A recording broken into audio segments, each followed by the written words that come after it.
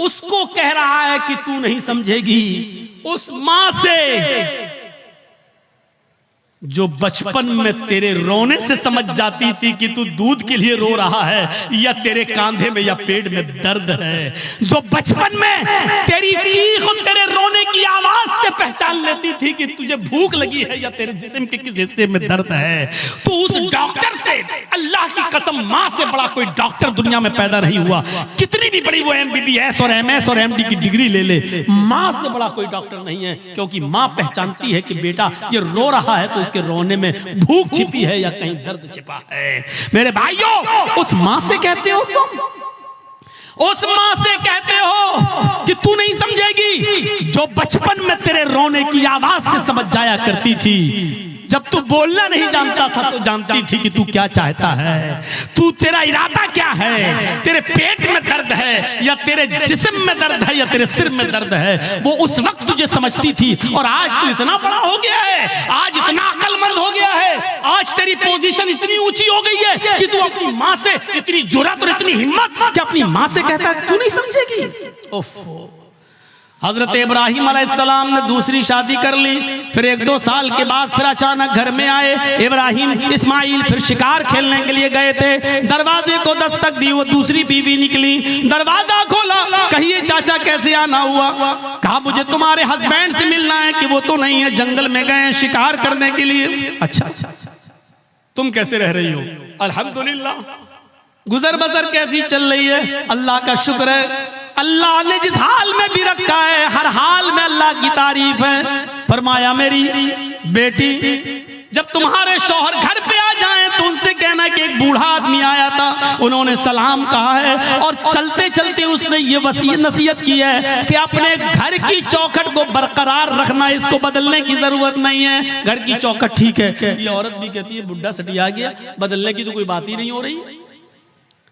इस्माइल अलैहिस्सलाम जब घर पे आए तो बीवी ने पूरी बात बताई। इस्माइल अलैहिस्सलाम खुश होकर कहने लगे मेरी बीवी वो मेरे बाप थे और घर की चौखट तुम हो। उन्होंने कहा बरकरार रखना, इसका मतलब ये कि अपनी बीवी को अच्छी तरीके से रखना, ये अल्लाह की बड़ी नेक और फरमाबरदार बंदी है। बाप की तमन्ना ये होती थी कि हमें जो है मेरे बेटे को अच्छी बहू बीवी मिले, मुझे अच्छी बहू मिले। और जहां बेटों के हक हैं बाप के ऊपर, वहां हक एक ये भी है कि वो अच्छी और दीनदार लड़की से शादी कराए। आज किन से शादियां करा रहे हो अपनी बेटियों की? माँ बाप। पहली बात तो माँ बाप को बेचारों को तो अब देखने का मौका ही नहीं मिलता है। अब तो लड़के और लड़कियां खुद ही सेट कर लेते हैं। अब तो माँ बाप बेचारे उनकी बात मान लेते हैं, अगर नहीं मानेंगे तो ये लड़की मेरी बेटी मेरी नाक कटा के रख देगी और मुझे बदनाम कर देगी, इसलिए जहां चाह रही है वहां कर दो बस। अब तो ये है। तो मेरे भाइयों हम गौर करें, जहां थोड़ी बहुत इंसानियत बाकी है, थोड़ा बहुत दीन बाकी है, जहां की औलाद आज भी शादी के मामलात अपने माँ बाप के ऊपर छोड़ देते हैं, वो जरा गौर करें उनके माँ बाप की अपने बच्चों की शादियां किस जगह करा रहे हैं। हजरत उमर फारूक के पास एक शख्स आया, अपने बेटे की शिकायत करने लगा कि मेरी औलाद ऐसी, मेरा बेटा ऐसा, मेरा कहना नहीं मानता। हजरत उमर फारूक ने उसके बेटे को बुलाया और बाप के सामने इतना डांटा कि तुम्हें शर्म नहीं आती? अपने बाप को सताते हो, अपने बाप की नाफरमानी करते हो, अपने बाप को रुलाते हो, तुम्हें शर्म आनी चाहिए। बहुत कोई डांटने के बाद बेटे ने कहा कि अमीरुल मोमिनीन हो गई बात। कहा मैंने तुम्हें समझा दिया है कि आपने बेटे का हक तो बता दिया, बेटों के ये बाप के साथ ये करें ठीक है, लेकिन बाप के ऊपर भी बेटे का कुछ हक है कि नहीं? हजरत उमर ने कहा हाँ है। जब वो पैदा हो तो उसको अच्छी तरबियत दे, 7वें दिन उसका अकीका करे और अच्छा नाम रखे, और जब बेटा बड़ा हो जाए तो उसकी दीनदार अच्छे घराने में, नेक घराने में उसकी शादी करा दे। ये है बाप का हक औलाद पर। तो उस बच्चे ने कहा, लड़के ने, अमीरुल मोमिनीन मेरे बाप से पूछो इसने इन तीनों कामों में से कौन सा काम मेरे साथ किया है? जब मैं पैदा हुआ 7वें दिन का था तो मेरा अकीका नहीं किया। नाम मेरा रखा, तो जानते हो इसने नाम मेरा क्या रखा? अरबी में ऐसा लफ्ज बताया जिसका उर्दू में तर्जमा होता खटमल। इसने मेरा नाम रखा खटमल। और तीसरा, जब मैं बड़ा हुआ तो शादी करा दी एक मजूसी लड़की के साथ। एक अनपढ़ जाहिल गवार जो जानती नहीं है कि शौहर का हक क्या है, इसने एक नाफरमान औरत के साथ मेरी शादी करा दी। तीनों काम इसने नहीं किए। फिर हजरत उमर फारूक ने बाप को डांटा, कहा बेटे की शिकायत करते हो, अपनी गलती नहीं बताते हो कि तुम्हारी गलती क्या है। तुमने जब अपनी औलाद का हक अदा नहीं किया तो अब भुगतो, देखो, और अब ये सारे जुल्म और ज्यादती सहो, अब तो तुम्हें सहना पड़ेगा। मेरे भाइयों, एक सहाबी रसूल हैं, अपनी माँ को खाने काबा का तवाफ करा रहे हैं, उनकी माँ पैरों से लंगड़ी है। अल्लाह महेशवी ने अपनी किताब मजमऊज़ ज़वाइद के अंदर इस वाक़े को नकल किया है, जरा गौर से सुनिएगा। उनकी माँ आंखों से अंधी है, पैरों से लंगड़ी है, बूढ़ी है। कहने लगी बेटा मुझे खाने काबा का तवाफ करा दे, मेरे बेटे मुझे उम्रा करा दे, मेरे बेटे मैं तवाफ करना चाहती हूँ। उसके बेटे ने अपनी माँ को पकड़ा और खाने काबा तक ले गया, सवारी का इंतजाम किया और ले गया। और खाने काबा पहुंचने के बाद वो चूंकि पैरों से लंगड़ी थी, आंखों से अंधी थी, इसलिए वो चल नहीं सकती थी, इसलिए बेटे ने उसको अपनी पीठ के ऊपर लाद लिया। इस जमाने में व्हील चेयर चलती हैं, उस जमाने में व्हील चेयर भी नहीं थी। उसने अपने कांधे पर, अपनी पीठ पर अपनी माँ को लाद लिया। उसने एक चक्कर पूरा किया, 2 चक्कर पूरे किए, 3 चक्कर पूरे किए, 4 चक्कर, 5 चक्कर, और 5वें चक्कर को पूरा करने के बाद जब 6ठा चक्कर लगाने लगा तो उसकी मुठभेड़ हो गई, वो टकरा गया हजरत उमर फारूक रज़ी अल्लाह ताला अन्हु से, अपनी पीठ पर अपनी माँ को लादे हुए, और अपनी माँ अपने हजरत उमर से टकरा गया। हजरत उमर ने कहा ठीक ठीक ठीक, चलिए सलाम हुआ, सलाम अलैकुम, वालेकुम अस्सलाम। जब उसने 6 चक्कर 7 चक्कर पूरे कर लिए तो हजरत उमर के फारूक के पास आया। हजरत उमर ने कहा माशाअल्लाह, अपनी माँ की बड़ी खिदमत कर रहे हो तुम, इस बूढ़ी माँ को तुमने तवाफ कराया अपनी पीठ पर लाद कर। ये हंसते हुए कहने लगा अमीरुल मोमिनीन, मेरी माँ आंखों से अंधी है, इसलिए बर्तन में खुद धुल देता हूँ। मेरी बीवी नहीं है, मेरी माँ इसी कपड़ों में लैट्रिनो पेशाब कर लेती है, इसलिए कि वो लंगड़ी है, वो चल नहीं पाती है, और जब मैं घर पे नहीं होता हूँ तो इसी में वो गंदगी कर लेती है। अमीरुल मोमिनीन, मैं अपनी माँ का पेशाब और पैखाना भी साफ करता हूँ, अपने माँ के कपड़े भी धुलता हूँ, और आज मेरी माँ ने कहा कि मुझे तवाफ करा दे तो मैं उसको यहाँ तक ले आया, और मैंने अपनी पीठ पर लाद कर अपनी माँ को तवाफ भी करा दिया। ऐ अमीरुल मोमिनीन, क्या मैंने अब भी अपनी माँ का हक अदा नहीं किया? क्या मेरी जिम्मेदारी पूरी हो गई? क्या मैंने अपनी माँ का हक अदा किया या नहीं? हजरत उमर फारूक की आंखों में आंसू आ गए और रोते हुए कहने लगे चलो यार, जाओ अपने घर और अल्लाह की इबादत में अपनी जिंदगी गुजारो। उसने पीछा करते हुए कहा अमीरुल मोमिनीन, मैंने मसला पूछा है, आपको जवाब देना होगा। फरमाया क्या पूछते हो? कहा ये बताओ, मैं पेशाब साफ करूं, पैखाना साफ करूं, अपने माँ के कपड़े धुलूं, अपने हाथ से खाना बनाऊं, अपने हाथ से माँ को खाना खिलाऊं, अपनी पीठ पर लाद कर मैं खाने काबा का तवाफ कराऊं, परिक्रमा कराऊं, क्या इसके बाद भी मैंने अपनी माँ का हक अदा किया या नहीं किया? हजरत उमर कहते हैं सुन, जब तुझे तेरी माँ जन रही थी, जब तुझे तेरी माँ पैदा कर रही थी, जब अपने पेट से तुझे बाहर कर रही थी, उसको जो दर्द हो रहा था, जो लीवर पेन हो रहा था, उसको जो दर्द हो रहा था तुझे जनते वक्त, तुझे पैदा करते वक्त, और उस दर्द में जो उसने पहली आह निकाली, जो उसने दर्द में पहली आवाज निकाली, आह, उसने अपनी जबान से जो पहला जुमला अदा किया, आह, जो उसने आह की आवाज निकाली, आए मेरे दोस्त, अभी तो तूने अपनी माँ की पहली आह का भी हक अदा नहीं किया, तू उसकी पूरे जीवन का और पूरी लाइफ का और पूरी जिंदगी का हक अदा क्या करेगा? अभी तो तूने उसकी पहली चीख का भी हक अदा नहीं किया, उसकी जिंदगी के हक के बारे में पूछता है, क्या हो गया? अभी तो एक आह का भी हक अदा नहीं हुआ। ये है माँ का मकाम, ये है माँ का मर्तबा, ये है माँ का दर्जा। अगर आप नमाज पढ़ते हैं लेकिन आपकी माँ आपसे खुश नहीं है तो बेकार है आपकी नमाज। आप रोजा रखते हैं, आपकी माँ आपसे नाराज है तो बेकार है आपके रोजे। आप कितनी भी इबादतें कर लें, कितनी भी अल्लाह की पूजा पाठ कर लें, कितनी भी कुरान की तिलावत कर लें, लेकिन आपके माँ और बाप आपसे नाराज है तो आपकी इबादतें आपके मुंह पे मारी जाएंगी। इबादत बिशर्त के साथ होती है। डॉक्टर दवा देता तो परहेज भी बताता है। अल्लाह ने कहा है नमाज पढ़ो तो ये भी कहा है कि इसके साथ साथ ये भी करो। मेरे भाइयों, रमजान का महीना आ रहा है, रोजा रखने से पहले सोच लेना कि तुम्हारे माँ बाप तो तुमसे नाराज नहीं है। नमाजें पढ़ते हो तो सोच लेना, सर्दियों में दिसंबर और जनवरी की सख्त सर्दी में उठकर ठंडे पानी से वुजू बनाकर तहज्जुद पढ़ते हो और माँ बाप नाराज है तो सोच लेना कि तुम्हारी ये रात की इबादत अल्लाह कबूल करेगा या नहीं करेगा। इन चीजों पर जरा गौर करना। दो चीजें हो गई, तीसरी चीज पर आई है। हर एक चीज ऐसी है कि जिस पर 2-2 घंटे बोला जा सकता है, लेकिन मैं मुख्तसर करते हुए आगे चल रहा हूं। तीसरी चीज पर गौर कीजिए। वला ततरुकन्न सलातन मक्तूबतन मुतअम्मिदन फ़इन्न मन तरक सलातन मक्तूबतन मुतअम्मिदन फ़क़द बरिअत मिन्हु ज़िम्मतुल्लाह। कभी भी किसी भी हाल में फर्ज नमाज मत छोड़ना, किसी भी हालत में फर्ज नमाज मत छोड़ना। अगर फर्ज नमाज छोड़ दी तो अल्लाह की जिम्मेदारी हट जाएगी, अल्लाह की जिम्मेदारी से निकल जाओगे। अल्लाह की कोई गारंटी नहीं तुम्हारी जिंदगी।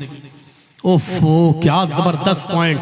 किसी भी हाल में फर्ज नमाज मत छोड़ना। बाप बीमार है, मस्जिद में अजान हो रही है, अब अजान होगी, उसके 15 मिनट के बाद जमात होगी। बाप मेरा सीरियस है, जल्दी से फोन करो, एम्बुलेंस बुलाओ, या जब तक गाड़ी निकल रही है तब तक वुजू बनाओ और अपने घर में फर्ज ही फर्ज पढ़ लो 4 रकात ज़ोहर और जल्दी से अपने बाप को लेकर पहुंचो हॉस्पिटल के अंदर। यहाँ सुन्नतें छोड़ दो। क्यों? क्योंकि इस वक्त बाप की हालत दूसरी है, लेकिन फर्ज नमाज तुम्हें इधर भी नहीं छोड़ना है। लिहाजा जल्दी से वुजू बनाओ। अब मस्जिद में मत जाओ, मस्जिद में जाओगे 15 मिनट इंतजार करोगे, फिर इमाम साहब पता नहीं कितनी लंबी नमाज पढ़ाएं। जल्दी से वुजू बनाओ घर पे और 4 रकात ज़ोहर की पढ़ो और छोटी छोटी सूरतें पढ़ लो, इन्ना अतैना कल कौसर, कुल हुवल्लाहु अहद अल्लाहु समद, और जल्दी से सलाम फेरो और अपने बाप को, अपने बेटे को, अपनी बीवी को लेके हॉस्पिटल पहुंचो। हॉस्पिटल में भर्ती कर लो, आईसीयू में भर्ती हो गई है, ठीक है, उधर भी जल्दी से वुजू बनाओ, असर की नमाज पढ़ लो। और अगर देख रहे हो कि बाप ज्यादा सीरियस, माँ ज्यादा सीरियस, तो जल्दी से 4 ज़ोहर पढ़ लो, 4 उसी के साथ असर पढ़ लो और जल्दी से लेके चलो, क्योंकि इस वक्त आपकी कंडीशन दूसरी है, बेटे की कंडीशन दूसरी है। मेरे भाइयों, लेकिन नमाज आपको इस कंडीशन में भी पढ़नी है, छोड़नी नहीं है। हालत तंदुरुस्ती में और अच्छी खासी हालत में छोड़ देने वालों, इस्लाम के अंदर पूरे के पूरे दाखिल हो। कहते हो मौलाना साहब रोजी नहीं आ रही, रोजी आएगी कैसे? रोजी की दुआ तो अल्लाह ने नमाज में बताई है। जब एक सजदा करके उठते हो और दूसरे सजदे में जाते हो तो सजदे, दोनों सजदों के दरमियान बैठकर जो दुआ पढ़ते हो, मेरे भाइयों, सबसे अफजल और सबसे अच्छी दुआ तो मुस्लिम शरीफ की हदीस की ये है, रब्बि गुफिरली, रब्बि गुफिरली, अल्लाह मेरी मग़फ़िरत फरमा, अल्लाह मेरी मग़फ़िरत फरमा। लेकिन मेरे भाइयों, अबू दाऊद और सुनन नसई की दीगर दूसरी रिवायतों में ये दुआ भी आई है कि बैन सजदतैन, सजदों के दरमियान जो दुआ पढ़ी जाती है वो है अल्लाहुम्मा ग़फ़िरली वरहमनी वहदिनी वआफ़िनी वरज़ुक़नी। देखिए, सजदे में जो दुआ पढ़ी जा रही है उसमें आप रिज़्क़ भी मांग रहे हैं। अल्लाहुम्मा ग़फ़िरली वरहमनी वहदिनी वआफ़िनी वरज़ुक़नी, अल्लाह मुझे रिज़्क़ हलाल दे। आपने ज़ोहर की 10 रकातें पढ़ी, 10 बार आपने कहा वरज़ुक़नी। आपने फजर की 4 रकातें पढ़ी, 2 सुन्नत 2 फर्ज, आपने 4 मरतबा कहा वरज़ुक़नी, अल्लाह मुझे रिज़्क़ हलाल दे। आपने असर की, अगर मस्जिद में पहले पहुंच गए तो 4 सुन्नत और 4 असर फर्ज पढ़ ली तो 8 रकातें पढ़ी, 8 मरतबा आपने कहा वरज़ुक़नी। मगरिब में 5 मरतबा आपने कहा वरज़ुक़नी। इशाम में कम से कम 7 रकातें हैं, 4 फर्ज 2 सुन्नत और 1 वित्र, आपने 7 मरतबा कहा वरज़ुक़नी। गौर करो, जो इतनी बार अल्लाह से रिज़्क़ मांगेगा, रोजी मांगेगा, अल्लाह उसको मायूस करेगा? अल्लाह उसको निराश करेगा? अल्लाह उसको नाउम्मीद लौटाएगा? नहीं। तो आपको रिज़्क़ हलाल मांगने की दुआ अल्लाह ने बताई है और वो है नमाज। नमाज ही नहीं पढ़ोगे, अल्लाह से मांगोगे ही नहीं, तो अल्लाह क्यों देने लगा तुम्हें? और देगा भी तो ऐसे ही देगा। 5000 कमाया, घर पे आए, बेटा बीमार, डॉक्टर ने कह दिया आईसीयू में रखा जाएगा, खर्च करो 50,000। कमाया 10,000, घुस गया 50,000। क्यों? अल्लाह ने कहा वमन आरज़ा अन ज़िक्री फ़इन्न लहू मईशतन ज़ंका, तुम मेरे जिक्र से एराज करोगे, हम तुम्हारी रोजी को तंग कर देंगे। जिक्र से एराज करना। आज एक दिल चाहता कि तुमको एक कीमती बात बता दूं, सुनिए। एराज करना किसे कहते हैं? यहाँ पर बहुत से लोग ऐसे होंगे जो नमाज छोड़ते हैं, नमाज नहीं पढ़ते हैं, या जुमे पढ़ते हैं, 8 दिन मस्जिद में नहीं आते हैं, 7 दिन गायब। उनके बारे में तो मैं कुछ कह ही नहीं सकता, वो जाने, उनका रब जाने, उनको क्या अजाब होगा क्या नहीं, वो अल्लाह जाने, उनका रब जाने और आप जाने। मैं उनकी बात कर रहा हूं यहाँ पर जो नमाज तो पढ़ते हैं लेकिन टाइम पे टाइम, नमाज तो पढ़ते हैं लेकिन टाल मटोल कर। अजान हो रही है, 5 कस्टमर रह गए हैं, इनको निपटा दूं तब जाऊंगा। जल्दी जल्दी आपने उनको सौदा दी दुकान से, जब तक बंद करके जा रहे हैं पता चला जमात हो चुकी है।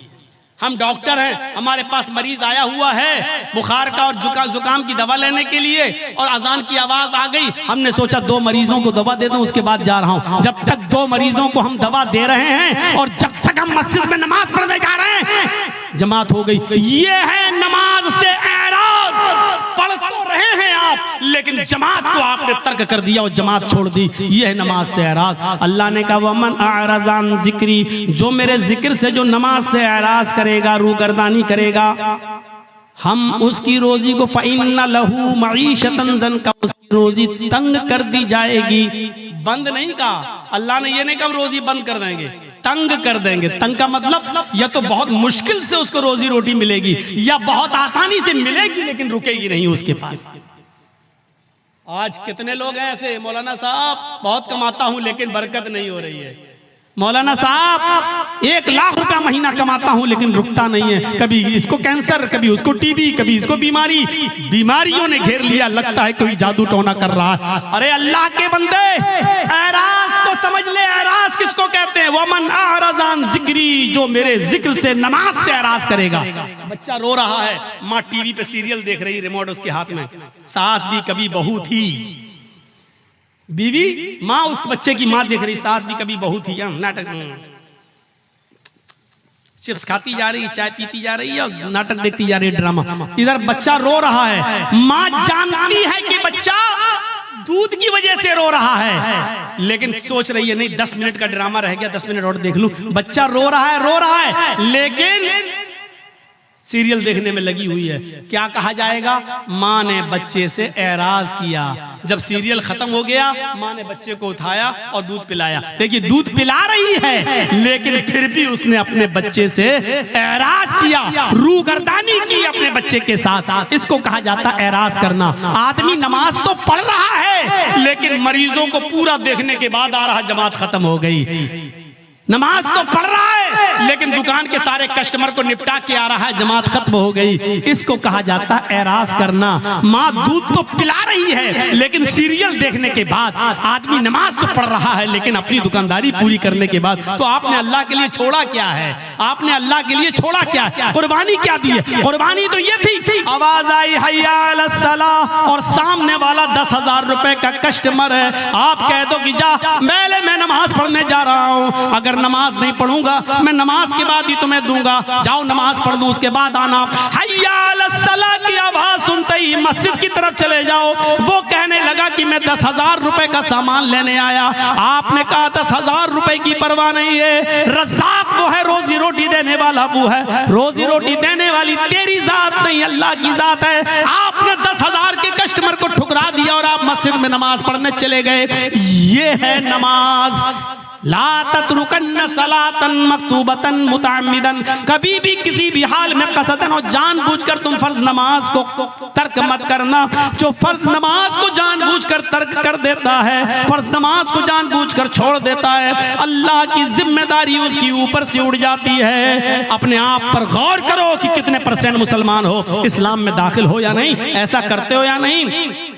अब तो बड़ा मुश्किल हो जाएगा। अक्सर लोग हमारे भाई यहाँ बैटरी वाला रिक्शा चलाते हैं बेचारे, अब पैसेंजर को लेके जा रहे हैं रिक्शे पे, अजान की आवाज आई हय्या अलस सलाह, उसको वहीं रिक्शा रोकना पड़ेगा, फौरन मस्जिद में भागना पड़ेगा। मौलाना साहब क्या करें? हाँ सुन लो, उलमा की मौजूदगी में फतवा आपके सामने दे रहा हूं और ये फतवा मेरा नहीं, अब्दुल्ला इब्ने बाज का फतवा है, शेख सालेह अल उसैमीन का फतवा है। और फतवा यह है कि हर वो नौकरी, हर वो बिजनेस, हर वो कारोबार हराम है इस्लाम के के अंदर जिस कारोबार की वजह से और जिस बिजनेस की वजह से आपकी नमाज छूट रही हो, इस्लाम में उस कारोबार को हुर्मत हराम करार दिया गया है। ऐसे कारोबार को इस्लाम ने हराम करार दिया है जिस कारोबार की वजह से आपकी नमाज तर्क हो रही है। नमाज ही नहीं तो फिर मुसलमान किस बात का, नमाज ही नहीं तो फिर इस्लाम का मानने वाला किस बात का। तो मेरे प्यारे साथियों, हम बहुत बेबाक हैं अपने अंदाज में। मैंने कह दिया, हर वो बिजनेस, हर वो कारोबार, हर वो नौकरी, चाहे वो बैंक की नौकरी हो, चाहे वो सरकारी जॉब हो या प्राइवेट जॉब हो, मौलाना साहब मेरा मालिक बहुत बदमाश है, हमें नमाज पढ़ने की इजाजत नहीं देता है, छोड़ दो। रज़्ज़ाक़ अल्लाह ताला है, वो प्राइवेट कंपनी का मालिक रोजी देने वाला नहीं है। अल्लाह एक दरवाजा बंद करता है तो 100 दरवाजे खोलता है। मेरे भाइयों, इस अकीदे के साथ नमाज पढ़िए और इस तौहीद के साथ नमाज पढ़िए। और चौथी चीज और बताऊंगा मेरे भाइयों, 10 चीजों पे हम नहीं चल पाएंगे। चौथी और आखिरी चीज मैं इसलिए बताऊंगा क्योंकि आज हमारी नौजवान नस्ल इसकी तरफ भाग रही है, इसलिए ये भी सुन लो, वला तशरबन खमरन फइन्नहु रअसु कुल्लि फाहिशतिन। और आए मास, कभी किसी भी कंडीशन में शराब मत पीना, इसलिए कि शराब हर बुराई की जड़ है। शराब मत पीना वैसे ही हराम हो गई, लेकिन शराब का नुकसान क्या बताया? फ़इन्नहु रासु कुल्लि फ़ाहिशतिन, हर बीमारी, हर बुराई की जड़ है। यानी आप शराब पिएंगे तो कोई भी गुनाह कर सकते हैं। शराब पी के आदमी घर में आया, माँ ने डांटते हुए कहा, अच्छा तू शराब पी के आया कमीने, बेगैरत, शराब पी के आया, हट हट, तेरी माँ का, तेरी अपनी माँ को ही माँ बहन की गाली दे रहा है, अपनी बहन को ही गाली दे रहा है, अपनी बेटी को गाली दे रहा है। इससे बड़ा कमीना और इससे बड़ा रजील इंसान कौन हो सकता है जो शराब के नशे में आकर अपनी माँ को गाली दे, अपने ही बाप को गाली दे, अपनी बहन को और अपनी बेटी को गाली दे, अपने भाई को गाली दे। इससे बड़ा कमीना इंसान और कौन हो सकता है? मैंने खुद दिल्ली के अंदर देखा है, नाली में पड़ा, बीच सड़क पे पड़ा, पुलिस वाले लाठी मार के हटा रहे, अरे यहाँ मंत्री की गाड़ी जाने वाली कमीना, हट हट हट हट। तो हंसते हुए कहता, कौन मंत्री, ओधी मोदी सब मेरे बाप के नौकर हैं। शराब पे नशे में पुलिस वाले कहे, कमीने ये तो हमारी ड्यूटी नौकरी हटवाएगा, हट हट हट, उसको डंडे मार रहे। कौन गुजर रहा? मंत्री आ रहे हैं, हट यहाँ से। कौन मंत्री? मोदी मोदी सब मेरे बाप के नौकर।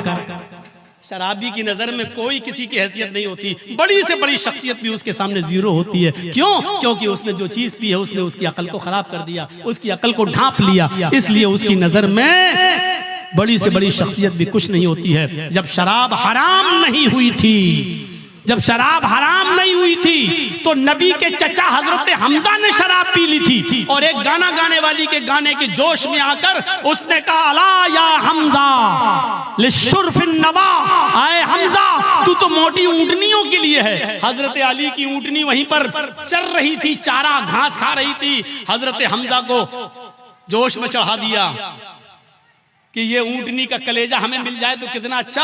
वो गाने वाली थी और हमजा शराब के नशे में थे, उठाई तलवार, खंजर ऊंटनी का पेट चाक किया और कलेजा निकाल के लाए और उसको दे दिया, ले। हजरत अली आए, कहा ये तुमने क्या किया? मेरी ऊंटनी, कहा जा हट यहाँ से। शराब के नशे में हजरत अली को भगा दिया। हजरत अली ने अल्लाह के नबी से शिकायत की, अल्लाह के रसूल उनके साथ आए और जब आए कहा, चचा ये क्या कर दिया तुमने? अली की ऊंटनी को खंजर मार के मार डाला, उसका कलेजा निकाल लिया।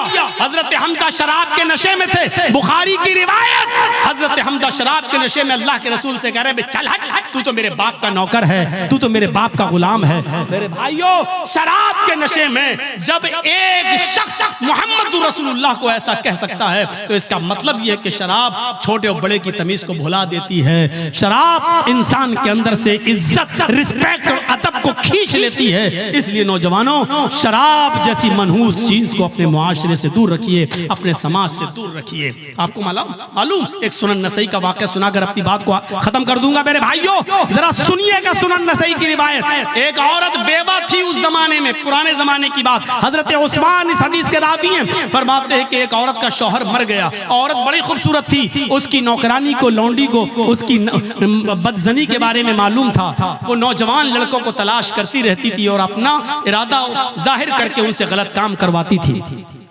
एक दिन नौकरानी ने बताया कि एक नौजवान है, बड़ा नेक है, नमाजी है, बहुत बड़ी इबादत गुजार है, बहुत शरीफ है, लेकिन बड़ा खूबसूरत है।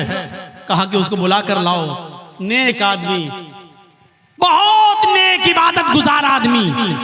इसकी नौकरानी ने कहा कि मेरी मालिकन तुमको बुला रही हैं, तुमसे कुछ कपड़ा खरीदना चाहती है, क्योंकि वो कपड़ा बेचा करते थे, अपने सर पर गठरी लाद कर कपड़ा बेचते थे। तो उन्होंने सोचा चलो कपड़ा खरीदेगी, हम दे देंगे। वो उसके साथ चले गए। नौकरानी उनको लेकर दरवाजा खोलती है, अंदर जाती है, दरवाजा बंद हो जाता है, दूसरे दरवाजे के अंदर ले जाती है। जैसे ही अंदर घुसते हैं दरवाजा बंद हो जाता है। ये हजरत कह रहे हैं साहब कहाँ लेके जा रही हो? कहा कि बस एक दरवाजा और है। वो और अंदर ले गई, दरवाजा बंद, सामने वही बेवा औरत बैठी हुई है जिसका शौहर मर चुका है। उसने अपनी नौकरानी को इशारा करके कहा कि तुम जाओ, और उनसे कहने लगी कपड़ा दिखाओ। और जैसे ही कपड़ा दिखाया, कहा ये कपड़ा। वो करीब आती गई और आते आते कहने लगी उदनु मिन्नी, मेरे करीब आइए और मेरे साथ हम बिस्तरी कीजिए, मेरे साथ गलत काम कीजिए। इन्होंने कहा रे हटो, तौबा, अस्तगफिरुल्लाह, ये भागने लगे। उन्होंने कहा भागने का कोई रास्ता नहीं, चारों तरफ से दरवाजे बंद हो चुके हैं। कहा कि तुम डरो, अल्लाह के अजाब से डराया, लेकिन उस औरत के ऊपर कोई फर्क नहीं पड़ा। उसने कहा कि तुम मेरे साथ ये काम कर रहे हो या नहीं कर रहे हो?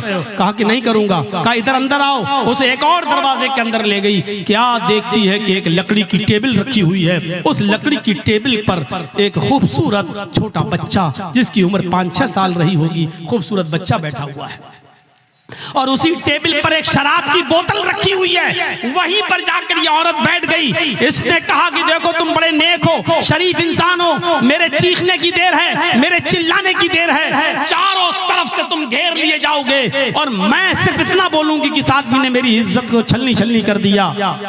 बस तुम्हारा हाल क्या होगा? तुम्हारी शराफत नीलाम हो जाएगी और लोग कहेंगे अच्छा दिन में इबादत और हाल ये है, अल्लाह की इबादत भी करते हो और औरतों के साथ ये गलत काम भी। तुम्हारी इज्जत का जनाजा निकल जाएगा, अर्थी निकल जाएगी। चलो 3 ऑप्शन देती हूं मैं तुम्हें, इन तीनों में से कोई एक काम तुम्हें करना पड़ेगा, इसके बगैर मैं नहीं छोड़ूंगी। सुनन नसई की रिवायत, अल्लाह हजरत उस्मान फरमाते हैं कि अल्लाह के नबी ने फरमाया कि उस औरत ने 3 ऑप्शन दिए। पहला ऑप्शन, आए हजरत जी मेरे साथ जिना करो, आओ मैं तैयार हूं तुम्हारे साथ गलत काम करने के लिए। कहा नहीं। दूसरा ऑप्शन बताओ? कहा दूसरा ऑप्शन ये है कि इस बच्चे को कत्ल करो, ये छुरी रखी हुई है, इसको मारो। कहा नहीं, ये भी नहीं कर सकता। तो कहा फिर शराब पियो, ये पूरी बोतल जो रखी हुई है इसको पी लो और जाओ, मैं तुम्हें जाने दूंगी। 3 काम में से कोई एक काम तुम्हें करना है। इन्होंने नजर आसमान पे डाली, कहा अल्लाह जिना करना भी हराम, कत्ल करना उससे बड़ा गुनाह, सबसे बड़ा गुनाह कत्ल। इस बच्चे ने मेरा क्या बिगाड़ा जो इसको मैं मारूं? कत्ल नहीं कर सकता। उससे छोटा गुनाह यह है कि औरत मुझे बुरे काम के लिए उकसा रही है कि बुरा काम कर लो, मैं ये भी नहीं कर सकता। और अल्लाह मैं कत्ल भी नहीं कर सकता, ये भी नहीं कर सकता कि इसके साथ मुंह काला करूं। इन दोनों से शराब पीना तो छोटा गुनाह है, चलो यही पी लेता हूं क्योंकि बचने का कोई रास्ता नहीं है और जान बचाना भी जरूरी है, तो चलो हराम चीज पी लेता हूं। ये जिना तो नहीं है, ये कम से कम कत्ल तो नहीं है, किसी को बेकसूर तो नहीं मार रहा हूं और इसकी इज्जत से खिलवाड़ तो नहीं कर रहा हूं। ऐ अल्लाह मेरे जुर्म को माफ कर देना। उसने ये कहकर शराब की बोतल उठाई और पूरी की पूरी बोतल वो शराब की पी जाता है। उस औरत ने कहा रुको, अभी चले जाना। थोड़ी देर रोका, शराब ने अपना रंग दिखाना शुरू कर दिया और जब शराब पीने के बाद इसकी अक्ल खत्म हो गई और चली गई और ये नशे में धुत हो गया तो इसके हाथ में छुरी दी, कहा इस बच्चे को कत्ल करो। उसने शराब के नशे में आकर उस बच्चे को कत्ल भी कर डाला, उस बच्चे को मार भी डाला। फिर उस औरत ने हाथ पकड़ के उसको अपने ऊपर सवार किया, अपने कपड़े भी उतारे और उसके भी कपड़े उतारे और शराब के नशे में इस आदमी ने उस औरत के साथ जिना भी कर लिया। उसके साथ जो काम नहीं करना था वो कर लिया। मेरे भाइयों, फिर वहां से ये बचा और आया, मायूस रहा पूरी जिंदगी। मैं कहना ये चाह रहा था आपसे कि मेरे भाइयों कि कहां तो एक गुनाह करवाया जा रहा था, लेकिन शराब के बाद वो 3 गुनाह कर बैठा। यानी शराब पीने के बाद वो कत्ल भी कर बैठा और शराब पीने के बाद वो जिना भी कर बैठा। शराब तो पी थी, यानी शराब ने उससे सारे गुनाह करवा दिए। अल्लाह के नबी ने फरमाया फ़इन्नहु रासु कुल्लि फ़ाहिशतिन, शराब ही हर बुराई की जड़ है। फिस्सिल्मि काफ़ा, आए ईमान वालों, आए मुसलमानों, तुम इस्लाम के अंदर पूरे के पूरे दाखिल हो जाओ। हर मुसलमान गौर करे, यहां जितने लोग बैठे हुए हैं और यूट्यूब चैनलों के जरिए दुनिया के जिस कोने तक आवाज जा सकती हो, सब मुसलमान गौर करें, क्या वो इस्लाम के अंदर पूरे के पूरे दाखिल हैं? ये आयत हमसे डिमांड कर रही है किसी चीज की, मुतालबा कर रही है किसी चीज की, और वो डिमांड क्या है, वो मुतालबा क्या है? वो मुतालबा ये है कि तुम इस्लाम के अंदर कंप्लीटली हो जाओ, एंट्री कर लो, इस्लाम के अंदर मुकम्मल तौर पर दाखिल हो जाओ। सिर्फ नमाज पढ़ लेने का नाम इस्लाम नहीं है। अभी ये रमजान का रोजा जो अभी आने वाला है, गालिबन 2 मार्च से कैलेंडर के हिसाब से, वरना फैसला तो चांद के हिसाब से होगा। सिर्फ 1 महीने का रोजा रख लेने का नाम इस्लाम नहीं है।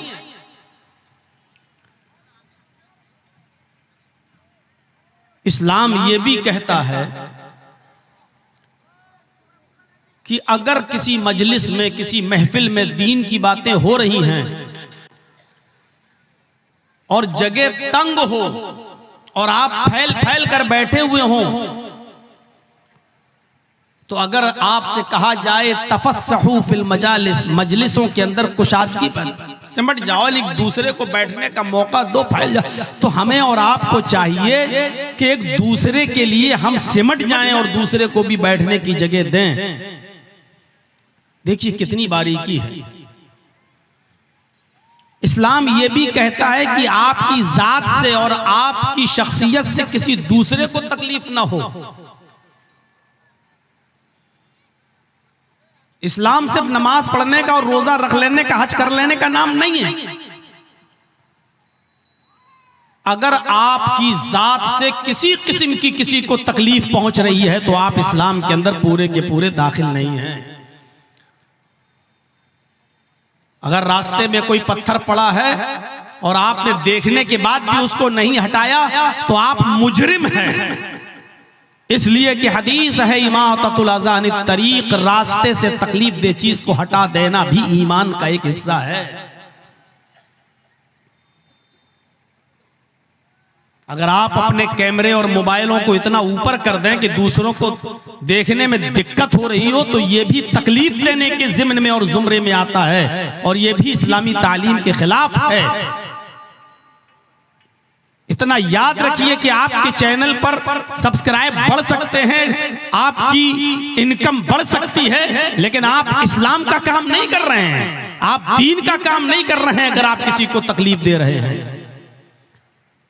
अगर कोई आदमी रात में उठकर 2 बजे और 3 बजे तहज्जुद की नमाज पढ़ रहा है, रो रहा है, जहन्नम से पनाह मांग रहा है, रब्बना सिर्फ अन्ना अज़ाब जहन्नम इन्ना अज़ाबहा काना गरामा, दुआ मांग रहा है, लेकिन उसका पड़ोसी भूखा सो रहा है, उस पड़ोसी के बच्चे भूखे सो रहे हैं, उनको खाना नहीं मिला है और आपको मालूम है कि वो गरीब आदमी है, उसके घर में चूल्हा नहीं जला, तो ऐसी नमाज, ऐसी इबादत और ऐसी दुआ आपके मुंह पे मार दी जाएगी। अल्लाह के नबी फरमाते हैं वल्लाहि ला युमिन, वल्लाहि ला युमिन, वल्लाहि ला युमिन, अल्लाह की कसम वो मोमिन नहीं, अल्लाह की कसम वो मोमिन नहीं, अल्लाह की कसम वो मुसलमान नहीं जो खुद पेट भर के खाना खा ले और उसका पड़ोसी भूखा सो जाए। आपकी नमाज आपके मुंह पे मार दी जाएगी।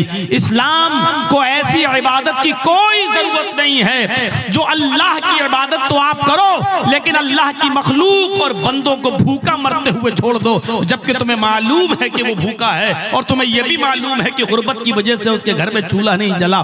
ऐसी नमाजों की कोई जरूरत नहीं है इस्लाम को।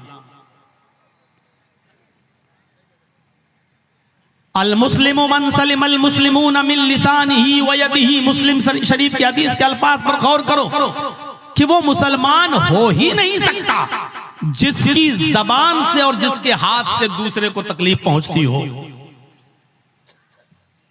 हम अपने समाज पर गौर करें कि किसको हम अपनी जबान से तकलीफ दे देते हैं, किसको हम अपने हाथों से तकलीफ देते हैं, और हाथ के जरिए दी हुई तकलीफ का जख्म तो भर जाता है, लेकिन जबान से दी हुई तकलीफ का जख्म नहीं भरता है। याद आता है रह रह करके उसने, अच्छा ये वही आदमी है जिसने रह रहे हमारे साथ, अच्छा हमको ये बोला था, हमको ये बोला था।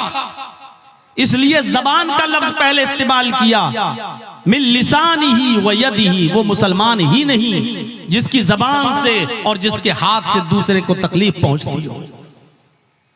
कुरान कहता है, या अय्युहल्लज़ीना आमनु उदखुलू फिस्सिल्मि काफ़ा, ऐ ईमानो वालो तुम इस्लाम के अंदर पूरे के पूरे दाखिल हो जाओ। आज मैं आपको यही बताना चाहता हूं, आज की तकरीर के अंदर, आज के खिताब के अंदर, कि इस्लाम के अंदर कंप्लीट दाखिल होना क्या है। आप मस्जिद में गए और नमाज अदा कर ली, हो गए मुसलमान। आपके ऊपर आपके पास 5 लाख रुपया है और उस 5 लाख रुपए पर 1 साल गुजर चुकी है। आप हिसाब जोड़िए और हिसाब ऐसे जोड़िए कि जो सबसे कमतर निसाब का दर्जा है वो आपके पास पूरा हो रहा है कि नहीं हो रहा है। और सबसे कमतर निसाब का दर्जा यह है कि 52.5 तोला चांदी कितने रुपए में आ रही है। और अगर 500 रुपए तोले के हिसाब से अगर हम चांदी को जोड़ लेते हैं तो आप जोड़ लीजिए कि 52.5 तोले चांदी कितने रुपए में आ रही है। अगर इतना पैसा आपके पास है और उसको 1 साल गुजर चुकी है तो आप मेरे भाइयों ज़कात आप देंगे और आपसे 40वां हिस्सा उसका लिया जाएगा। यानी 40 रुपए में 1 रुपया, 100 रुपए में 2.5 रुपए के हिसाब से, और बहुत आराम से 1 लाख रुपए में मेरे भाइयों 52.5 तोले चांदी आज के इस दौर में आ जाएगी। अगर किसी के पास 1 लाख 1.5 लाख रुपया है और उसको 1 साल गुजर चुकी है तो आपके ऊपर ज़कात फर्ज हो जाती है। गौर करो कि ये इस्लाम कितना बड़ा समाजवादी धर्म है जो आपको कह रहा कि आपको 2.5% आपको गरीबों को देना पड़ेगा, मिस्कीनों को देना पड़ेगा, फकीर को देना पड़ेगा। फकीर अल्लज़ी ला माल लहू, फकीर उसको कहते हैं कि जिसके पास कोई माल ही ना हो, कुछ भी नहीं है उसके पास, आप उसको दीजिए। और मिस्कीन उसको कहते हैं कि जिसके पास माल तो है और वो कमाने का जरिया भी है लेकिन उसके पास इतना माल नहीं है कि वो अपना और अपने बीवी बच्चों का पूरा खर्चा, और उसके इतनी कमाई नहीं होती है कि जिसमें उसका और उसकी बीवी का खर्चा पूरा और बच्चों का खर्चा चल सके। तो ऐसे आदमी को भी आपको अपनी ज़कात में से देना पड़ेगा।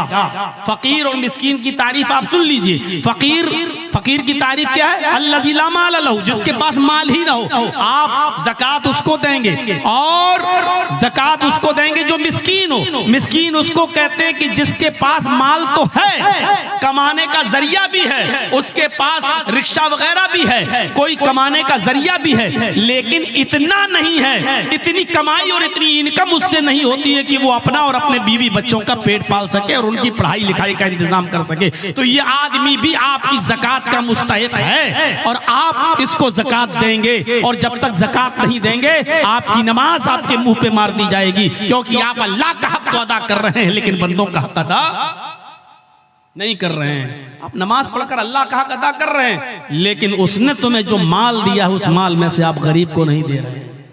हर मुसलमान गौर करे और सुन लीजिए, अगर आपके पास 5 लाख रुपए है तो 2.5 लाख के हिसाब से जोड़ लीजिए, 12,500 रुपए आपके ऊपर ज़कात फर्ज हो गई। अब आप निकल रही है और ज़कात में आप माल ही देंगे। ये उलमा बैठे हैं, इनसे पूछ लीजिए, ज़कात में आप माल देंगे? आप ऐसा नहीं कर सकते हैं कि ज़कात का 10,000 रुपए का गल्ला लेकर आप गरीबों को बांट दें, 10,000 रुपए का गेहूं और चावल और कपड़ा लेके आप गरीबों को बांट दें। यह आपकी ज़कात अदा नहीं होगी।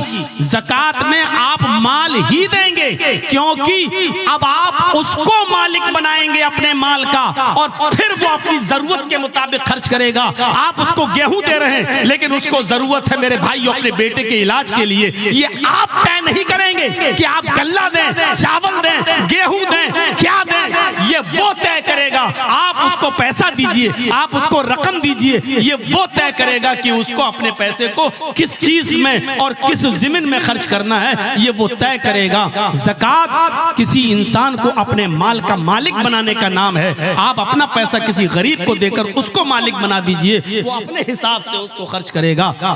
अब आप कहेंगे मौलाना साहब अगर उसको चावल और गेहूं ना दें, वो शराब पी जाए तो ये उसका ईमान जाने, ये उसका दिल जाने, वो आप अपने कर्ज से और फर्ज से आप अदा हो जाएंगे। अगर वो ऐसा करता है तो आपको तो सवाब मिलेगा, लेकिन वो गुनाहगार होगा। और आपको अगर गेहूं और कपड़ा, चावल ये सब देना है तो ज़कात के अलावा मजीद आप सदका और खैरात जब करें तो उसमें से आप दीजिए, कोई नहीं रोकता है आपको, लेकिन ज़कात में आप उसको माल ही देंगे। तो मेरे प्यारे साथियों, इस्लाम के अंदर हमें पूरे के पूरे दाखिल हो जाएं, यही इस्लाम है। या इसी को अल्लाह तबारक व तआला ने फरमाया, या अय्युहल्लज़ीना आमनु दुखुलू फिस्सिल्मि काफ़ा, ईमानो वालो तुम इस्लाम के अंदर पूरे के पूरे दाखिल हो जाओ। ये इस्लाम नहीं है हम दूसरों को तकलीफ दें, हम दूसरों को परेशान करें, हम दूसरों के लिए मुसीबत बन जाएं।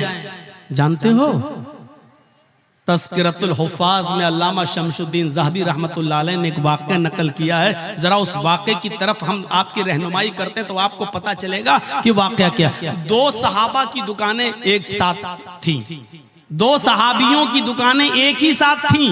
होता है इधर भी चाय की दुकान, इधर भी चाय की दुकान, होता है इधर भी मोबाइल की दुकान, आपके पड़ोस में भी मोबाइल की दुकान, कंपटीशन चल रहा है। मेरे भाइयों, दो सहाबी की दुकान और दोनों कपड़े की दुकान। और आओ मैं आपको बताऊं कि सच्चा मुसलमान कौन है। मुसलमान अपने आप को कह देना एक अलग बात है, लेकिन अपने आप को सच्चा मुसलमान बनाना ये बहुत बड़ी बात है। और आज हम आपको सच्चे आप मुसलमान तो हैं, लेकिन गौर करें कि सच्चे मुसलमान हैं या नहीं। आप मुसलमान के दावेदार तो हैं, लेकिन ये गौर करो कि हम सच्चे मुसलमान हैं या नहीं। दो सहाबी की दुकान और दोनों कपड़े की दुकान। एक कस्टमर आया और एक सहाबी की दुकान पर पहुंच जाता है और उनसे कपड़ा खरीदता है, कपड़ा बेच दिया जाता है। उस जमाने में मोल भाव नहीं होता था, इतने का उतना दे दिया, क्योंकि इतना मांगा ही नहीं जाता था कि आदमी जरूरत से ज्यादा मांगे और फिर वो मोल भाव हो। और आज भी ये इंडियन पाकिस्तान के लोग जो सऊदी अरब में अंदर जो आज पहुंच गए, इन लोगों ने माहौल खराब करके रख दिया है वहां पर। वरना सऊदी अरब के अंदर भी मोल भाव नहीं हुआ करता था, जितना मांगा उतना दे दिया गया, क्योंकि वो ना ज्यादा डिमांड करते थे और ना ज्यादा पैसे। ये यहाँ के और पाकिस्तानी, बांग्लादेशी और इन लोगों ने जाकर वहां पर अपना इंडिया और पाकिस्तान वाला एशिया का फार्मूला इस्तेमाल किया कि ज्यादा मांगो, कम होते होते फिर हम इतने पे आ जाएंगे। तो ये अब चलने लगा है, पहले नहीं चलता था। मेरे प्यारे साथियों, उन दो सहाबियों की दुकान करीब करीब में थी। एक कस्टमर आया और उसने कपड़ा खरीदा और कपड़ा लेकर चला गया। थोड़ी देर के बाद दूसरा कस्टमर आया, वो भी इसी दुकान पर आया, उसने भी एक कपड़ा खरीदा और चला गया। थोड़ी देर के बाद एक तीसरा शख्स आया, वो भी इसी दुकान पर आया और उसने भी कपड़ा खरीदा और चला गया। थोड़ी देर के बाद चौथा कस्टमर इसी दुकान पर आता है, लेकिन दुकान वाला भी ये सोच रहा है, या अल्लाह मेरे पास तो 3 कस्टमर आ चुके हैं, मेरी इनकम तो इतनी हो चुकी है कि आज जो कमाई मुझे हासिल हुई, जो प्रॉफिट हुई, जो मुनाफा हुआ, जो लाभ हुआ, आज मेरे घर का चूल्हा जल जाएगा और मेरे बीवी बच्चे आज पेट भर कर खाना खा लेंगे।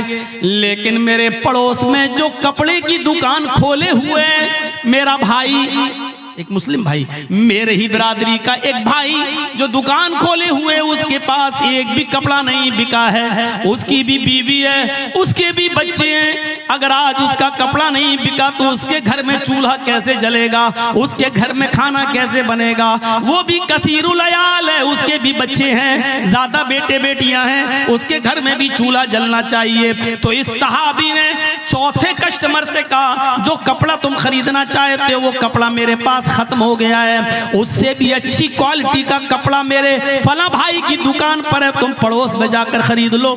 इस आदमी को उसने उस दुकान की तरफ रेफर कर दिया और उस आदमी ने कपड़ा बेच दिया। थोड़ी देर के बाद एक और कस्टमर आया, इस सहाबी ने उस कस्टमर को भी उसकी दुकान पर भेज दिया और फिर नमाज पढ़ने के लिए चला गया। असर की नमाज का वक्त था, जब वो असर की नमाज पढ़ रहा था तो कह रहा था, इलाहुल आलमीन, झूठ बोलना तेरे नबी के कानून के खिलाफ है, तेरे नबी के फरमान के खिलाफ है। आय अल्लाह, मैंने झूठ बोला है, मुझे माफ कर देना।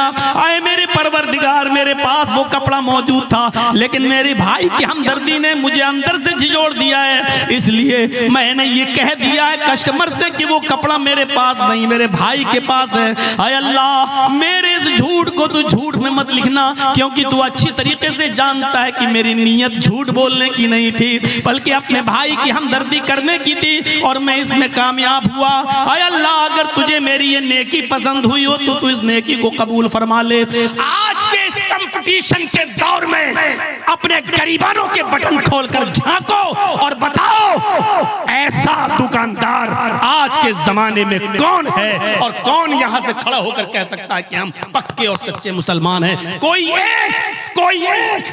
एक उठकर बताए और ये कहे कि हम पक्के मुसलमान हैं और हम अपना कस्टमर दूसरे की दुकान पर भेज देते हैं, हम दूसरे के हमदर्द नहीं। दूसरे की दुकान पे आने वाला कस्टमर भी आप दूर से पुकार कर अपने पास बुला लेते हैं। अगर 2 रिक्शे वाले हैं तो 2 रिक्शे वाला, एक ने 20 मांगा, दूसरा कहता हो हमसे 15 दे देना, हमारे रिक्शे पर बैठ जाओ, वो और कम कर लेता है। आज के इस कंपटीशन के दौर में हर मुसलमान अपने गरीबानों में झांक कर देखे और बताए कि कौन पक्का मुसलमान।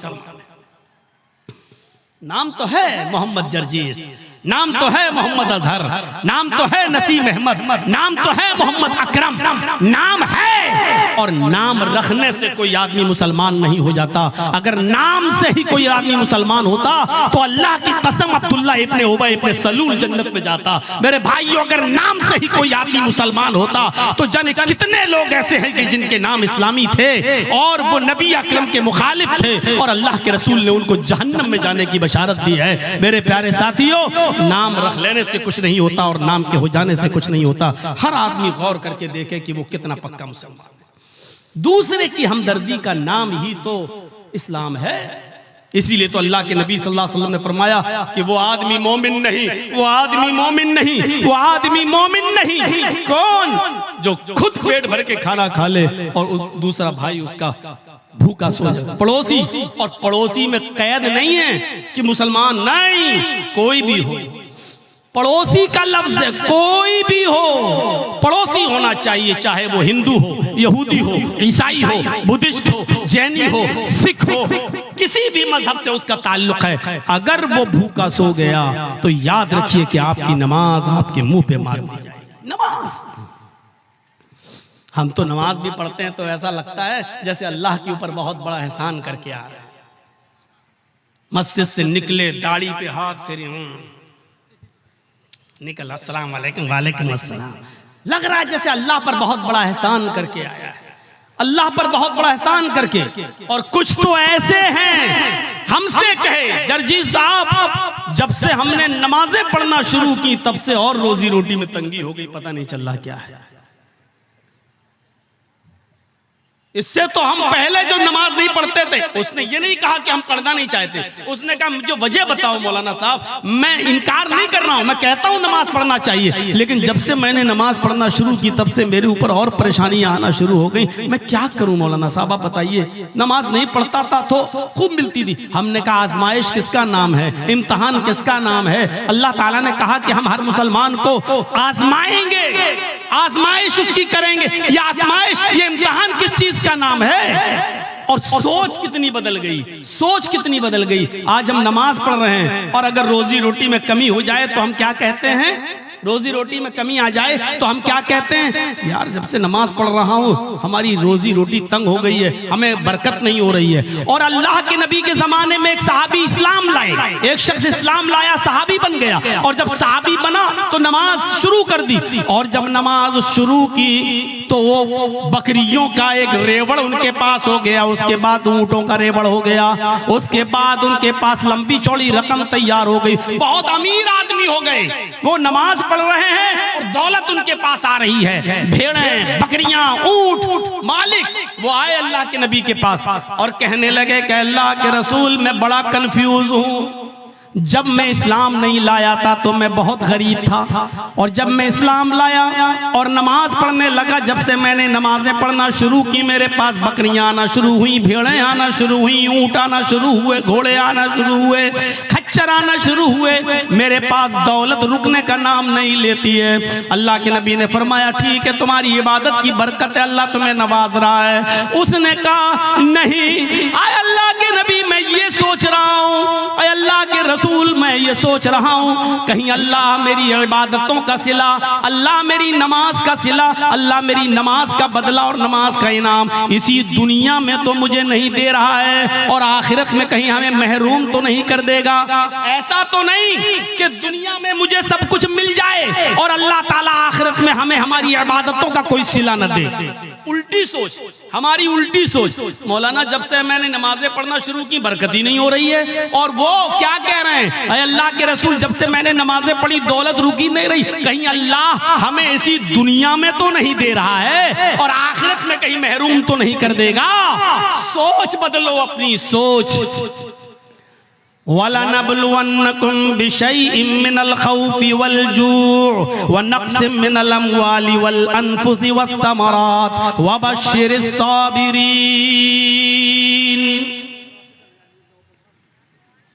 अल्लाह कहता हम तुम्हें आजमाएंगे। मुसलमानों सुनो, अल्लाह कहता हम तुम्हें आजमाएंगे। वलनबलुवन्नकुम बिशैइन मिनल खौफ, हम तुम्हें आजमाएंगे खौफ डालकर, ऐसे हालात पैदा कर देंगे कि तुम डरोगे। जैसे आज पूरे हिंदुस्तान के ही नहीं पूरी दुनिया के हालात पर आप नजर डालिए आप, और किसी एक जगह पर भी आप देख लीजिए कि मुसलमान जहां रहता है उस मुसलमान को कहीं अमन, कहीं शांति, कहीं सुकून उसको नजर आ रहा है? मुझे बताइए। ईरान के हालात देखिए, मुसलमान कहीं सुकून के साथ है। सीरिया के हालात देखिए, मुसलमान कहीं सुकून के साथ है। लेबनान के हालात देखिए, कहीं मुसलमान सुकून के साथ है। इराक के हालात देखिए, मुसलमान कहीं सुकून के साथ है। फिलिस्तीन के हालात देखिए, मुसलमान कहीं सुकून के साथ है। उर्दून के हालात देखिए, मुसलमान कहीं सुकून के साथ है। मुझे दुनिया का कोई ऐसा चप्पा बताइए जहां मुसलमान रहता है और वहां सुकून के साथ हो। आप अपना पड़ोसी मुल्क देख लीजिए, मस्जिदों में बमबारी हो रही है, एक दूसरे को मार रहा और कत्ल कर रहा है। आपके अपने पड़ोसी मुल्क के अंदर मस्जिदें तक महफूज नहीं हैं और वहां आत्मघाती हमले हो रहे हैं। ये कौन सा इस्लाम है और कौन सी इस्लाम की तालीम है? मेरे भाइयों, आप दुनिया के किसी चप्पे पे जाकर देख लो और बताओ, इतिहास, हिस्ट्री और आज की मौजूदा हालात को का जायजा लेकर मुझे बताओ कि मुसलमान कहां चैन और सुकून के साथ है। जोरे बात अलैहिमुज़िल्लतु वल मस्कना, इतना जलील, इतना रुस्वा, इतना इंसल्टेड, इतना जलील और रुस्वा दुनिया के किसी दौर में नहीं हुआ था जितना आज के दौर में मुसलमान है। क्यों? उसकी वजह यह है कि आज उसके अंदर से ईमान निकल चुका है।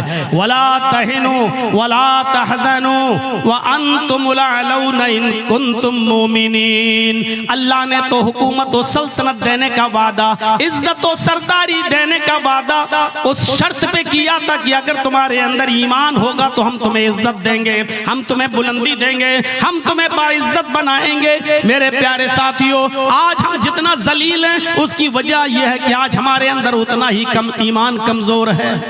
आज उतना ही ईमान कमजोर है आज हमारे अंदर। अभी कोई कह दे किसी का चेहरा देखकर, और मैंने ये दूसरों को तो छोड़ो, मैंने अपनों को देखा है। अपनों से मुराद समझ रहे हैं शेर शाह बिरादरी को, और भी खुल के कह दूं अहले हदीसों को। बस ऐसे ही, अरे बाप तुम्हारा चेहरे पे देखो बहुत मायूस परेशान नजर आते हो। देखिए धूल में लाठी मार रहे हैं, हकीकत में हमें कुछ नहीं मालूम। मुझे लगता है कि जरूर तुम्हारा कोई रिश्तेदार तुम्हारे साथ गड़बड़ कर रहा है, जादू टोना का असर लग रहा है तुम्हारे ऊपर, उसके बाद वो बस आपके पीछे हाथ धोकर नहीं नहा धोकर पड़ जाएगा। है मौलाना साहब आपको कैसे मालूम? बिल्कुल सही बात है मौलाना साहब, जितना पैसा आता है बचता ही नहीं है। हम कमाते बहुत हैं, एक दिन में 10,000 रुपए कमाते हैं, लेकिन घर आते आते हमारा कभी बेटा बीमार, कभी बीवी बीमार, कभी ये बीमार, कभी वो बीमार, एकदम चला जाता है। मौलाना बरकत नहीं हो रही है। आपने सही पहचाना है। अब मौलाना साहब को मौका मिल गया बकरा हलाल करने का। अब सही है, ये आदमी बस मेरे जाल में फंस गया। एक आदमी तो बाकायदा ऐसा मिला, कहने लगा कि बहुत अच्छी बात आपने कही है, इसका इलाज तो हो जाएगा लेकिन खर्चा बहुत पड़ेगा। उस बेचारे मजबूर आदमी ने कहा कि कितना खर्चा लगेगा मौलाना साहब? कि बहुत ज्यादा नहीं, बस दुनिया में 1,24,000 नबी आए, हर नबी के नाम पर 1 रुपया दे दो, तुम्हारी मुसीबत हल हो जाएगी। अब सोचो कि हर नबी के नाम पर 1 रुपया देगा तो 1,24,000, यानी मौलवी साहब की डिमांड ये है कि 1,24,000 रुपये हमको दे दो, तुम्हारी मुसीबत दूर हो जाएगी। और इसको कम आंकने का अंदाज देखो, हर नबी के नाम पर 1 रुपया। अरे एक नबी के नाम पर 1 ही रुपया तो मांग रहे हैं। इससे पूछो कि ईमान तो तेरा मोहम्मदुर रसूलुल्लाह पर है, इकरार है कि अल्लाह ने और भी नबी भेजे हैं, ईमान तो मोहम्मद रसूलुल्लाह पर है, और इस बात पर भी ईमान है कि अगर वो सारे के सारे नबी के दौर में, किसी भी पैगंबर के दौर में अगर मोहम्मद रसूलुल्लाह आ जाते तो उस नबी को भी मोहम्मद पर ईमान लाना पड़ता, उस रसूल को भी मोहम्मद रसूलुल्लाह पर ईमान लाना पड़ता। जब उस रसूल की रिसालत मोहम्मद रसूलुल्लाह के आ जाने के बाद कल आदम है, मनसूख है, तो फिर उसके नाम पर तू पैसा कैसे मांग सकता है? उसके नाम पर तू रुपया कैसे मांग सकता है? उसके नाम पर तू पैसा की डिमांड कैसे कर सकता है? ये कोई सवाल अगर कर देगा तो कह देंगे वहाबी हो तुम, हट हट हट हट तुम यहां से। ये इतनी अकल तो वहाबियों के पास होती, तुम्हारे पास कहां से आ गई? मेरे साथियों, अल्लाह ने कहा या अय्युहल्लज़ीना वला नबलुवन्नकुम बिशैइन मिनल खौफ, हम खौफ डालकर भी तुम्हें आजमाएंगे। ये खौफ नहीं है तो और क्या है? आज के हालात पर जरा नजर डालिए, खौफ डालकर भी हम तुम्हें आजमाएंगे। वलजू, ऐसे हालात पैदा कर देंगे कि तुम भूखे रहने पर मजबूर हो जाओगे। कारोबार फेल, सुबह खा लिया तो शाम को भूखे, शाम को खा लिया तो सुबह भूखे, भूख से तुम तड़पने लगोगे, हम तुम्हें भूखा रखकर भी आजमाएंगे। व नक्सिम मिनल अम्वाल, तुम्हारे मालों में नुकसान करके भी हम तुम्हें आजमाएंगे। वल अनफुस, तुम्हारी जानें लेकर भी हम तुम्हें आजमाएंगे। देखिए कैसी कैटेगरी बयान की अल्लाह ने, खौफ डालकर भी आजमाएंगे, भूखा मारकर, भूखा रखकर भी आजमाएंगे, तुम्हारे मालों में नुकसान पहुंचाकर भी तुम्हें आजमाएंगे, तुम्हारी जानें लेकर भी आजमाएंगे। वस्तमरात, तुम्हारे फल फ्रूट, खेतियां बाड़ियां, खेत और सब्जियां बर्बाद करके भी हम तुम्हें आजमाएंगे। यानी तुम्हारे खेतों में नुकसान करके जिसकी तुम पैदावार करते हो, मकई, चावल, धान, भुट्टा, जिन चीजों को तुम जमीन में उगाते हो, जमीन से पैदा करते हो, फल फ्रूट सब्जी की शक्ल में, अनाज की शक्ल में, हम इसको भी बर्बाद करके हम तुम्हें आजमाएंगे। इन तमाम शक्लों में हम तुम्हारा एग्जाम लेंगे, हम तुम्हारा इम्तिहान लेंगे। वबशिरिस साबिरीन, ऐ मोहम्मद सल्लल्लाहु अलैहि वसल्लम, मेरे जो बंदे इन तमाम चीजों में सब्र कर लें और अल्लाह के अलावा किसी और का दामन न थामें, अल्लाह के अलावा किसी और का दामन न पकड़ें। अल्लाह कहता है वबशिरिस साबिरीन, ऐसे लोगों को जन्नत की बशारत दे दो, ऐसे लोगों को जन्नत की खुशखबरी सुना दो। इन लोगों के लिए जन्नत है। हम मुसलमान बने फिर रहे हैं, खौफ बर्दाश्त नहीं कर सकते हैं, मालों में नुकसान हो जाए तो अल्लाह को दोष देने लगते, मैंने क्या बिगाड़ा है। काफिरों को मिले हुरो कसूर और मुसलमान को फकत वादे होर। दुनिया में सारी नेमतें बेनमाजियों, बेरोजगारों के पास मौजूद हैं और हमें कुछ नहीं मिल रहा है, हम इबादत कर रहे हैं तो और ज्यादा परेशानी। आप अल्लाह से शिकायतें करने लगते हैं। मेरे भाइयों, ये सबसे बड़ी जिहालत है हमारी। ये सबसे बड़ी जिहालत है हमारी। हमें पक्का और सच्चा मुसलमान बनना है। हमें ये देखना है कि हम अल्लाह की इबादत के साथ साथ उसकी मखलूक का कितना हक अदा कर रहे हैं। अरे तुम तो इंसानों की बात करते हो और जरचीज तुम तो पड़ोसियों की बात करते हो। इस्लाम तो ये कहता है कि किसी भी कबूतर को, किसी भी मुर्गी को, किसी भी जानवर को बांध कर उस पर निशाना न लगाओ। कितने लोग ऐसे हैं जो जानवरों पर निशाना लगाते हैं? कितने लोग ऐसे हैं मुस्तकबिल करीब के अंदर, माजी करीब के अंदर ऐसे बहुत से लोगों को तो मैंने अपनी आंखों से देखा है जो जानवरों को लड़ाया करते थे। देसी मुर्ग की लड़ाई हुआ करती थी, उनमें नाखून उनके बड़े बड़े कर दिए जाते थे और मुर्ग आपस में लड़ाते हैं। जब तक वो खून खच्चर ना हो जाए और एक मुर्गा जब तक भाग ना जाए तब तक हार जीत का फैसला नहीं होता। पता नहीं अब ये होता है कि नहीं होता है। हमारे उत्तर प्रदेश में ये जिहालत आज भी चलती है। मुझे नहीं मालूम कि आपके बिहार और बंगाल में क्या कंडीशन है। मेरे प्यारे साथियों, इस्लाम इस लड़ाई को, जानवरों की और परिंदों की इस लड़ाई को भी हराम करार देता है और मुर्ग को लड़ाकर जख्मी करने वालों को भी मुजरिम करार देता है। मेरे प्यारे साथियों, इस्लाम तो वो प्यारा मजहब है कि एक औरत ने एक बिल्ली को पकड़ लिया और बिल्ली को पकड़ने के बाद बांध दिया और 3 दिन उसको भूखा और प्यासा रखा, यहाँ तक कि वो मर गई। न छोड़ती थी कि वो शिकार करके अपना गिज़ा हासिल कर ले,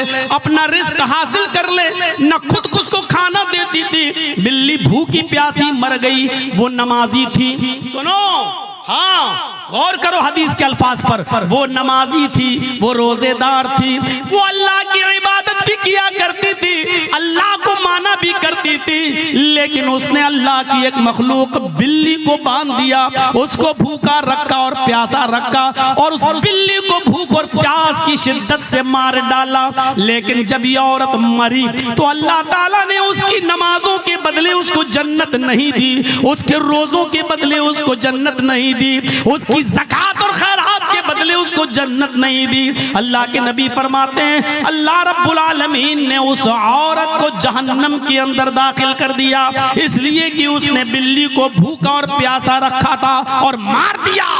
नमाज पढ़ लेने का नाम इस्लाम नहीं है, रोजा रख लेने का नाम इस्लाम नहीं है। इबादत है, ठीक है, लेकिन इस्लाम यह है कि तुम अल्लाह की मखलूक के साथ भी रहम करो।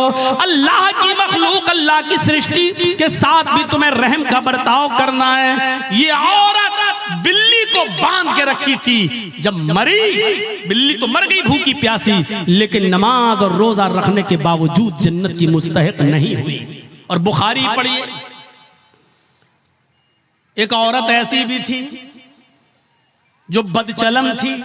अब बदचलन का खुलासा नहीं करूंगा, आप समझ जाइए कि बदचलन किसको कहते हैं। बस दूसरे लफ्जों में कह दूं कि वो तवाइफ थी, क्योंकि हदीस में फाहिशा का लफ्ज मौजूद है, यानी जिस्म फरोश थी, पैसा लेती थी और अपना जिस्म बेचती थी, बदचलन थी, जानिया थी, बदकार औरत थी। उसने एक जंगल में एक कुत्ते को देखा जो गीली जमीन के पास बैठकर अपनी जबान से गीली जमीन को चाट रहा है। गोया कि वो प्यासा है और उस गीली जमीन से कुछ पानी लेना चाहता है, लेकिन गीली जमीन से पानी नहीं मिल रहा है। हदीस के अल्फाज हैं, उस औरत को उस कुत्ते पर रहम आ गया, उसने अपना मोजा उतारा। एक रिवायत में आता है उसने अपनी ओढ़नी, अपना दुपट्टा उतारा, उसने उस दुपट्टे को कुएं में डाला। एक हदीस में आता है कि उसने अपना मोजा, चमड़े का मोजा चलता था, वो चमड़े का मोजा उतारा, अपनी ओढ़नी में बांधा और उस ओढ़नी को चमड़े के मोजे के साथ जब कुएं में डाला तो कुएं का पानी उस मोजे में, उस चमड़े के सॉक्स में आ गया। पूरा मोजा उसने पानी से भर लिया और वो कुत्ते के पास आई और उसने पानी उस कुत्ते के मुंह के पास उलट दिया। कुत्ते ने अपनी जबान से चाट चाट कर वो पानी पी लिया। उस वक्त तक वो उसको पानी पिलाती रही जब तक कि वो कुत्ता प्यास की शिद्दत से उसकी प्यास बुझ नहीं गई, वो सैराब न हो गया और अपने आप दुम हिलाकर जाने लगा। गौर करो आए मुसलमानों, ये औरत बदचलन थी, ये औरत जानिया थी, ये औरत जिस्म फरोश थी, इसने नमाजें न पढ़ी थी, रोजा नहीं रखा था, लेकिन एक कुत्ते को पानी पिलाया। वो रहमान और रहीम की रहमत ऐसी जोश में आई, उस रब्बुल आलमीन की रहमत ऐसी जोश में आई कि जब ये औरत मरी तो अल्लाह को उसकी ये नेकी पसंद आई और अल्लाह ने उस औरत को जन्नत के अंदर दाखिल कर दिया। इस्लाम ये बताता है कि अल्लाह अपना हक माफ कर सकता है, लेकिन मखलूक का हक मारोगे तो अल्लाह माफ नहीं करेगा। नमाजों में सुस्ती होगी, अल्लाह माफ कर सकता है, रोजे में सुस्ती होगी, अल्लाह माफ कर सकता है, लेकिन अगर आपने किसी का हक मारा है तो अल्लाह माफ नहीं करेगा जब तक कि आपका वो भाई आपको माफ न कर दे। कितने लोग बैठे हैं यहाँ पर।